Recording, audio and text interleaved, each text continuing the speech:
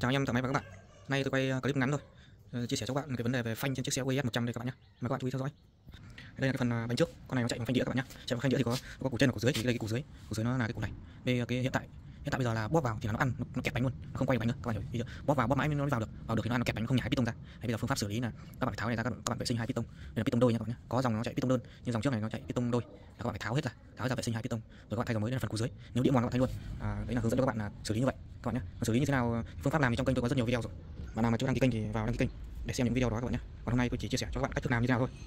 Tiếp theo đây thì tôi sẽ quay ở cái khu vực phần đầu, phần củ trên các bạn nhé. Đây là cái củ trên của nó có những cái gì? Thì củ trên của nó là đầu tiên là cái củ trên với piston trên này các bạn nhé. Đây toàn bộ cái trên này, piston trên nó có một cao su đây. Các bạn bỏ cao su này ra. Sau đó ở cái củ trên này bên trong này, đây cái piston các bạn nhé. Đây cái piston đẩy này, bóp vào thì nó đẩy nào ra. Bỏ cái cao su ra thì các bạn gẩy cái phanh này ra. Đúng chưa? Các bạn gẩy cái phanh này ra. Sau khi gẩy được cái phanh này lên các bạn nhé, đây là gẩy lên rồi thì các bạn rút cái piston trên này ra. Đấy. Đây là cái piston trên ở cái củ trên các bạn nhé. Cái piston trên này lâu năm nó bị oxy hóa các bạn nhé. Oxy hóa nó bị hỏng hết. Đấy, rút ra, sau đó các bạn thay cái cục này mới.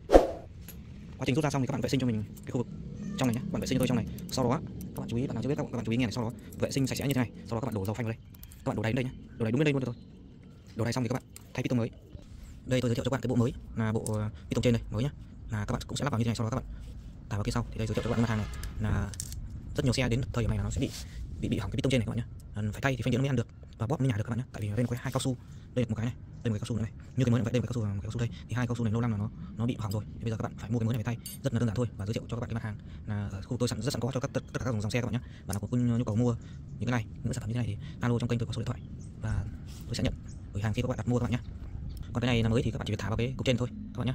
Đây các bạn chỉ cần thả vào như thế này, các bạn thả vào như thế này, các bạn ấn mạnh xuống, sau đó các bạn có một cái nòng đen bằng cái phanh, đây có một cái nòng đen bằng cái phanh như thế này, các bạn thả cái nòng đen vào trước, sau đó các bạn đưa cái phanh này, các bạn dìm cái này vào, các bạn dìm căng tay cái này vào, sau đó các bạn gài phanh vào là ok các bạn nhé.